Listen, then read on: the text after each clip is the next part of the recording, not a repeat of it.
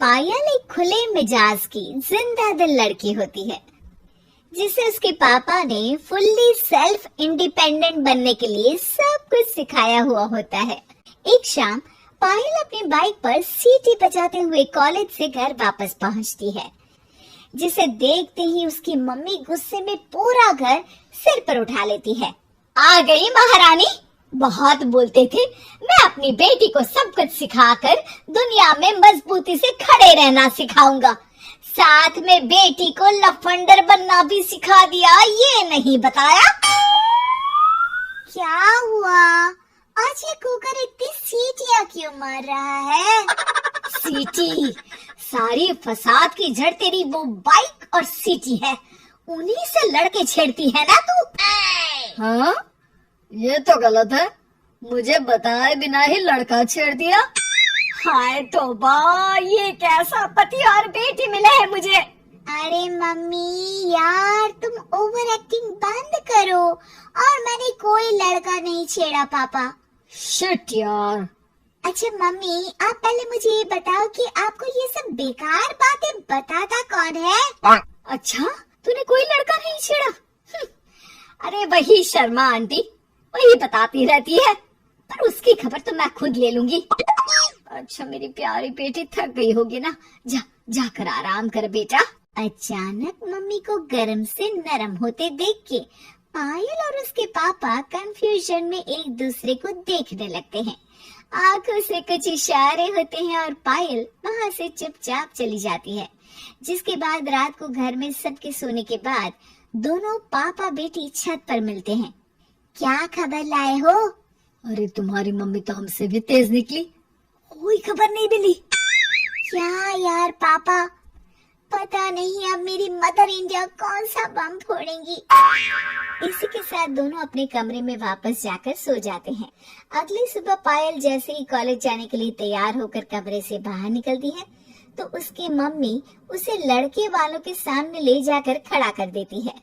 जी, ये है मेरी बेटी पायल, थोड़ी चंचल है लेकिन बहुत नेक दिल और होशियार है। देखते ही देखते कुछ घंटों में पायल और शुभम का रिश्ता पक्का हो जाता है, जिसके कुछ दिनों बाद पायल शादी कर अपने ससुराल पहुंच जाती है। सोचा था मम्मी कोई बम फोड़ेंगी, पर उन्होंने तो सीधा मुझे उम्र कैद की सजा ही दे दी। बहू, अब उम्र कैद समझो या बम, रहना तो यही है, निभाना यही है, इसलिए छिछोरी हरकतें बंद करनी होगी। है? ये आप क्या बात कर रही हो? मैंने क्या किया? इतने मासूम ना बनो, मुझे तुम्हारे कारनामों के बारे में सब अच्छे से पता है।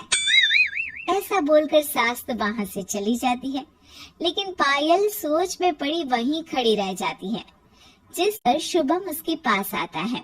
तुम मम्मी की बात का बुरा मत मानना, वो पड़ोस वाली आंटी ने उन्हें तुम्हारी बाइक चलाना, सीटियां बजाते हुए घूमना, बेधड़क सबसे बात करना वगैरह जैसी कुछ बातें बता दी है, जिसे सुनकर उन्हें गुस्सा आ गया है। पर फिक्र मत करना, धीरे धीरे साथ रहने से वो भी ठीक हो जाएंगी। Thanks for your concern, but I don't care. Payal सीधा अपने कमरे में चली जाती है। अगली सुबह कॉलेज जाने के लिए तैयार हो सीटी बजाते हुए कमरे से बाहर निकलती है, जिसे देख सास गुस्से से तिल मिला उठती है। महारानी, शादी के अगले ही दिन ये हीरोइन बनकर कहाँ चल पड़ी? और ये लफंगों की तरह सीटियां बजाना बंद करो। ये हमारा घर है, कोई सड़क नहीं जहाँ तुम आवारागर्दी करती घूमो। मम्मी जी, सीटी बजाने और कंफर्टेबल कपड़े पहनने से लोग कब से आवारा बनने लगे। इसी के साथ सास बहू का युद्ध शुरू होने ही वाला होता है कि शुभम वहाँ पहुँच जाता है।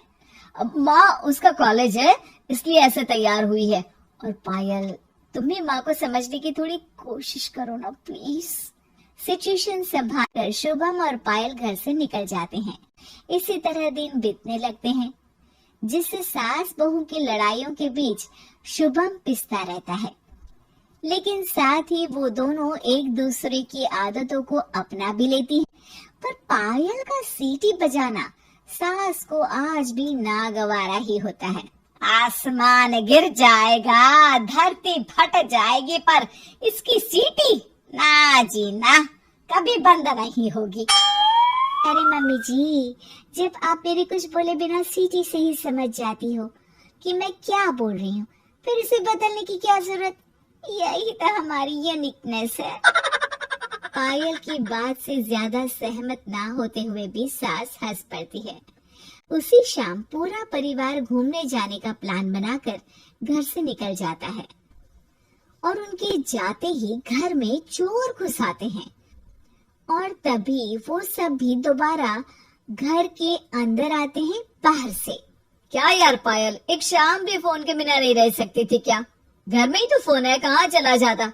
अब जल्दी अंदर जाकर अपना फोन लाओ, मम्मी और मैं यहीं बाहर वेट करते हैं। ज्यादा बोल रहे हो, देखो अब और धीरे काम करूंगी।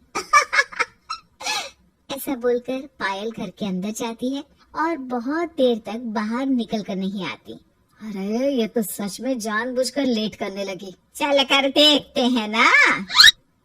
दोनों जैसे ही मेन डोर के नजदीक पहुंचते हैं, उन्हें पायल के सीटी बजाने की आवाज सुनाई देती है। हमें लेट करके खुद मजे से बैठी सीटियां बजा रही है। अरे गधे, ये मजा नहीं सजा है, जल्दी से पुलिस को फोन कर।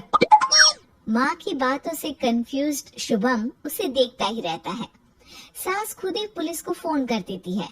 कुछ देर बाद वो दोनों पुलिस के साथ घर के अंदर जाते हैं तो पायल एक कुर्सी पर बंधी होती है और सास को देखते ही दोबारा सीटी बजाने लगती है। सीटियों की दुकान फिर से शुरू हो गई तू? और क्या इन सबको कह रही है कि चोरा है चोरा है? तुझे कैद किया है, थोड़ा तो तरस खाकर डर हमसे। और प्यार से क्या बोल रहा है इससे? अरे इसके सर पर बंदूक लगा, ठोक दे इसको। अरे चल झूठे, तेरे पास तो हथियार है ही नहीं। सास की बात सुन वहाँ मौजूद सारे इंसान हैरान रह जाते हैं और पुलिस तुरंत उन चोरों को अरेस्ट कर लेती है। आपको कैसे पता कि इनके पास हथियार नहीं है? अरे सीटी नहीं तो बताया।